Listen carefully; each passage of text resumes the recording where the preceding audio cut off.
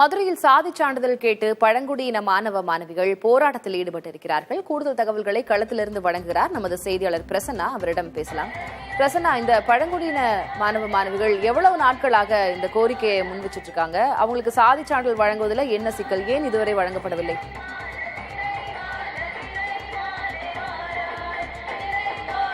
திலகவதி, மதுரை மாவட்டம் பறவை அருகே இருக்கக்கூடிய சத்தியமூர்த்தி நகரில் கிட்டத்தட்ட 700க்கும் மேற்பட்ட காட்டு நாயக்கத்தை சார்ந்த பழங்குடிய மக்கள் வசித்து வருகிறார்கள்.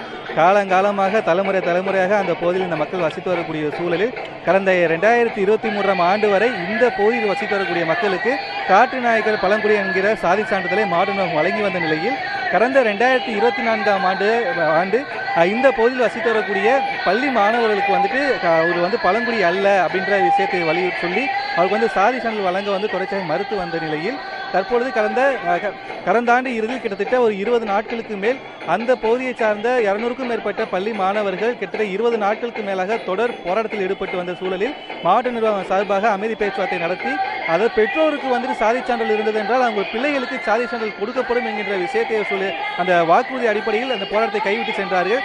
இந்த நிலையில் தற்பொழுது இதுவரை ஒரு மாணவருக்கு கூடாது பெற்றோருக்கு சாதி சான்றிதழ் இருந்தும் அவருடைய பிள்ளைகளுக்கு பழங்குடியின சாதி சான்றிதழ் வழங்க மறுத்த காரணத்தினால் தற்பொழுது மதுரை மாவட்ட ஆட்சியர் அலுவலகம் அருகே 500க்கும் மேற்பட்ட இந்த காட்டுநாயக்கர் சமூகத்தை சார்ந்த பழங்குடியின மக்கள் பள்ளி மாணவர்களோடு தற்பொழுது காத்திருப்பு போராட்டத்தில் ஈடுபட்டு வருகிறார்கள். இது சம்பந்தமாக பேசுவதற்கு இந்த போராட்டத்தில் கலந்திருக்கக்கூடிய பழங்குடி இனத்தை சார்ந்த ராஜேஸ்வரி அவங்களிடம் கேட்கலாம். அக்கா, இப்போ நீங்க உங்களுடைய சமூகத்துல உங்களுக்கு சாதி சான்றிதழ் இருக்குது, நீங்க பழங்குடின்னு சொல்லி உங்களுடைய பிள்ளைகளுக்கு சாதி சான்றிதழ் கொடுக்க மாட்டேன்னு சொல்றாங்க. என்ன காரணம்னு சொல்றாங்க? சார், எனக்கு சான்றிதழ் இருக்குது, எங்கள் அப்பாவுக்கு சான்றிதழ், எனக்கு என் தாத்தாவுக்கு என் பெற்றோர்களுக்குலாம் இருக்குங்க, எனக்கு என் கணவனுக்கு இருக்குது. ஆனால் என் படிக்கிற என் 3 பிள்ளைகளுக்கு மட்டும் சான்றிதழ் போட்டு கொடுக்க மாட்டேங்கிறன்று அந்த ஆட்சியர் சொல்கிறாங்க. அது எந்த விதத்தில் நியாயம்ன்றே எங்களுக்கு உண்மையிலே ஒன்றும் எங்களுக்கு இதாக இருக்குது. ஆய்வு பண்ணி அதை சட்டப்பூர்வமாக தான் கொடுத்துருக்காங்க. மறுபடியும் ஆய்வுக்குழுவை அனுப்புறதா சொல்கிறாங்க. ஆய்வுக்குழுண்டு அந்த ஆய்வுக்குழு வேண்டாம். ஏற்கனவே ஆய்வு பண்ணி தானே கொடுத்துருக்காங்க. மறுபடியும் ஆய்வு பண்ணி அந்த குழு எங்களுக்கு வேண்டாம். இதனால் படிக்கிற மாணவர்கள், படிக்கிற பிள்ளைங்க, பெண் பிள்ளைகளுக்கு வாழ்க்கை அந்த ஆட்சியர் மனசில் கொண்டாடணும். ஏன்னா படிக்கிற 500 பிள்ளைங்க படிக்கிறாங்க. ஏன்னா அந்த பிள்ளைங்க வாழ்க்கையில் அவங்க மனசில் வச்சுக்கிட்டு கண்டிப்பாக எங்களுக்கு அந்த சான்றிதழ் போட்டு கொடுத்தா எங்களுக்கு ரொம்ப கொஞ்சம் நல்லா இருக்கும். இதனால் பிள்ளைங்க படிக்கிற காலேஜ் படிக்கிற பிள்ளைகள்லாம் ரொம்ப பாதிக்கப்படுறாங்க சார். பிள்ளைகள்லாம் ரொம்ப, ஏன்னா இந்த சான்றிதழ் எங்களுக்கு இருந்தால் தான் எங்களுக்கு ஸ்காலர்ஷிப்பு, படிக்கிற பிள்ளைகளுக்கு 10, 12 படிக்கிற பிள்ளைகளுக்கு ஸ்காலர்ஷிப்பு. ஏன்னா காலேஜ் படிக்கிற இங்கே மாணவிகளுக்கெல்லாம் அவங்களுக்கு காலேஜில் ஃபீஸ் குறையும். அதனால தான் நாங்கள் இந்த சான்றிதழ் கேட்குறோம். நாங்கள் ஏழைங்க சார், பழங்குடிகள் காட்டுநாயக்கர் சமுதாயத்தில் சேர்ந்தவங்க. எங்களுக்கு அவ்வளோமான பிள்ளைகளை நல்லா காசு கட்டி படிக்கிற அளவுக்கு எங்களுக்கு வசதி எங்களுக்கு இல்லை.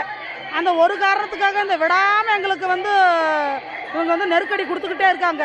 கூப்பிட்டு பேசுகிறாங்களே தவிர எங்களுக்கு அதில் ஒரு தீர்வு எட்டப்படலை சார். அவ்வளோதான் சார். ஆமாம், இப்போது போன 2023ஆம் வருஷம் வரைக்கும் உங்களுடைய பசங்களுக்கு சாதி சான்றிதழ் கொடுத்துட்டு இருந்தாங்க. 2024 கொடுக்கல. இப்போ 2024 வருஷம் கல்வியாண்டில் உங்களுடைய பகுதியில் இருக்கக்கூடிய பசங்க எத்தனை பேர் பள்ளி படிப்பை முடிச்சுட்டு காலேஜுக்கு போகாமல் வீட்டிலே இருக்கிறாங்க? பள்ளிக்கூடம் பிள்ளைகள்லாம் இப்போ போய்கிட்டு தான் இருக்காங்க. ஆனால் காலேஜ் பிள்ளைக்கு மட்டும் குறைஞ்சது ஒரு 25 பேர் பிள்ளைங்க போகாமல் நிற்கிறாங்க. ஏன்டா 3 மடங்காக ஃபீஸ் கேட்குறாங்க, அதனால போகல. இப்போ 12 முடித்த பிள்ளைங்கள்லாம் குறைஞ்சது ஒரு 50 பிள்ளைங்களாவது இருக்கான், கூடவே இருக்கான். எனக்கு தெரியல, தெரிஞ்ச மட்டும் சொல்கிறேன். எனக்கு தெரிஞ்சது அவங்கெல்லாம் காலேஜ்லேயே சேர்க்க முடியாமல் இருக்காங்க இந்த சான்றிதழ் இல்லாமல். இந்த படிக்கிற பிள்ளைகளுக்கு 1000 ரூபா 500 ரூபான்னு ஸ்காலர்ஷிப் வரும். இப்போ அதுவும் கொஞ்ச நாள் வரதே இல்லை. 15 நாள் போராட்டம் நடத்தினோம். அப்புறம் கலெக்டரமாக கூப்பிட்டு விட்டாங்க. இங்கேருந்து போனதுமே நீங்கள் போராட்டத்தை கைவிடுங்க, நாங்கள் எப்படி உங்களுக்கு கொடுத்துருவோம், உங்கள் ஊருக்கு போங்க, நான் நாளைக்கு அங்கே பேசுகிறேன்னு மூர்த்தி தோழர் அவர் பேசுனாங்க. சரி வந்துடுவாங்க, போராட்டத்தை கைவிடுங்க. அப்போயே நாங்கள் பொம்பளை பிள்ளைகள்லாம் ஒரு சர்டிஃபிகேட்டாவது போட்டு கொடுக்க சொல்லுங்க. 15 நாள் கஞ்சி இல்லாமல் தண்ணி இல்லாமல் செத்துக்கிட்டு கிடந்தான். அதுக்காக ஒரு சர்டிஃபிகேட் கொடுத்தாலுமே போதும், நம்ம போராட்டத்தை கைவிட்டுருவோம். அப்புறம் பையன் ஒன்றா கேட்டுக்கிடுவான். என்ன குறை சொல்கிறாங்க? எது ஆதாரம் இல்லைன்னா இல்லாதவங்களுக்கு போட வேண்டாம். அப்பாவுக்கு இருக்குது, அம்மாவுக்கு இருக்குது, என் மாமியாருக்கு இருக்குது, என் மாமனாருக்கு இருக்குது, என் மகனுக்கு இருக்குது, என் மருமகளுக்கு இருக்குது, என் பேத்திக்கு கொடுக்க மாட்டேங்கிறாங்க. இது என்ன நியாயம்? இப்படி இருக்கிறவங்களுக்கு கொடுக்க சொல்லுங்க. எதுவுமே இல்லாதவங்களை விசாரிக்க சொல்லுங்க. அவங்களுக்கு போட்டு கொடுக்காம நிப்பாட்டி வைக்க சொல்லுங்க. தெளிவானதுக்கு அப்புறம் கொடுக்க சொல்லுங்க. எல்லாருக்கும் கொடுத்தவங்களுக்கு இப்படியே அவங்களுக்கெல்லாம் நிப்பாடக்கூடாது. இப்போ போராட்டத்தை கைவிடணும்னா ஒரு சான்றிதழாக நம்ம கொடுக்கணும். அப்போதான் நாங்கள் கைவிட்டு வருவோம், இல்லாட்டா வரமாட்டோம்னு நாங்கள் எல்லாருமே சத்தம் போட்டோம். பெரியவங்களாம் கேட்கல.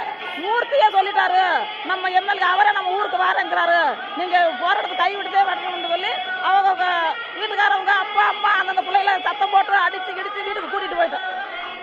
அது கிட்டத்தட்ட இதுவரை 11 முறை அரசு அதிகாரிகளை அனுப்பி இவர்கள் காட்டு நாய்க்கள் சமூகத்தை சார்ந்ததான் என்பதற்குண்டான ஆவணத்தை கொடுத்த பிறகும் தற்பொழுது மீண்டும் ஒரு ஐவர் குழுவை அமைத்து இவர் பழங்குடிதானா என்பதை உறுதி செய்த பின்பே இவர்களுக்கு சாதிப்பை வழங்க முடியும் என்கிற விஷயத்தில் மாவட்ட நிர்வாகம் உறுதியா இருக்கிறது. திலகவதி, பெற்றோர்கள் பழங்குடியினர்கள் என்று அவர்களுக்கு சாதி சான்றிதழ் இருக்கிறது, ஆனால் பிள்ளைகளுக்கு ஏன் கொடுக்க மாட்டேங்கிறார்கள் என்பது புரியவில்லை என்றே அவர் வேதனையை தெரிவித்திருக்கிறார்.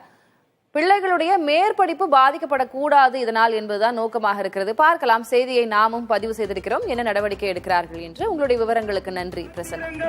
போடும் தடை உடைத்து மூட சாத்திரங்கள் போடும் தடை உடைத்து விதவையை நம்பியிட்ட வீரருக்கு வணக்கம், விதவையை கைப்பிடித்த வீரருக்கு வணக்கம், வணக்கம் எங்க வணக்கம், வணக்கம் எங்க வணக்கம், வணக்கம் எங்க வணக்கம், வணக்கம் எங்க